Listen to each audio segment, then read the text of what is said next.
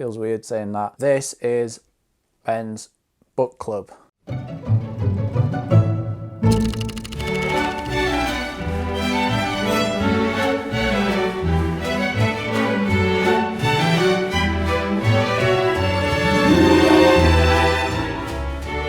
boom, boom. Good points, bad points. We'll try and do the book review in 2 minutes. 2 minutes. Today we are reviewing this, The Munros by McNeish, I think you pronounce it. It's the new edition, but it was written in 2011. 2011, it's got some of my notes in here, some of my timings from the last time I went to the Highlands.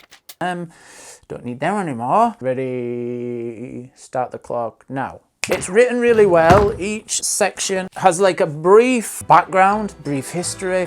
It gives you some information about the mountain, what the name of the mountain means.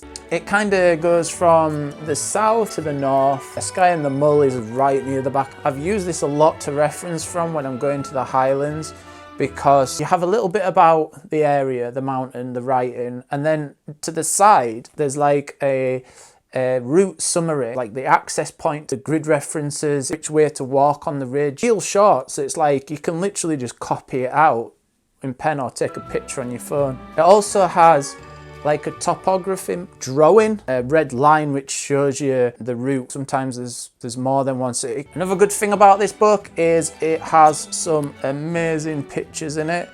With a real cool, true to life. It's just, you go to the Highlands and it's a really inspiring book. When I got this book, I remember opening it and just being like, oh my word. I do cross-reference this with another book. I prefer the way this one's written. It makes you want to go do it, like actually get up the Munros. It also explains about the Munros and how they work, because not every mountain in Scotland is a Munro, and not every mountain over 3,000 foot is a Munro.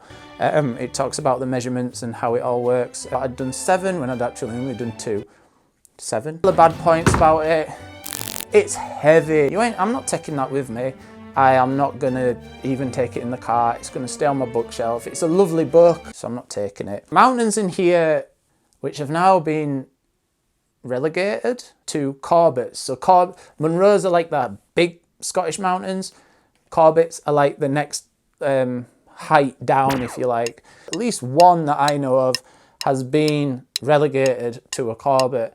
And I went up it because I just thought, I've looked at that mountain, I've been to that area and looked at that mountain a couple of times now, and I've just thought, wow, I need to go up there. I want to see the view, I want to see what it's like. It's not actually a Munro. Does it really matter? I got to the top of that Corbett that's in this book as a Munro. I just burst into tears. I've actually got a video on it. I'll link it here. I've got my shades on so you can't see me crying, but I am literally booing simply because the view from that Corbett was immense. Another thing, if I had the technical skills, I would do it. There's no like app as far as I'm aware. Maybe you guys can correct me. Hit me up in the comments below. You could literally turn this book into an app that you could take out with you. However, you can't beat a good book. So in summary, I think that if you are ticking off the Munros, if that is your aim, I would recommend getting this book. I would also recommend getting another couple of books. It's going to make you daydream. It's about being up in the Scottish Highlands, and hopefully you're going to go and do that. Well, that's it for this one, guys. I hope you got something from that.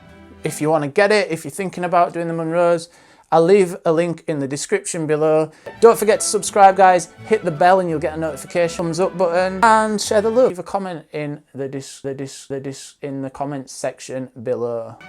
That is it. Peace out.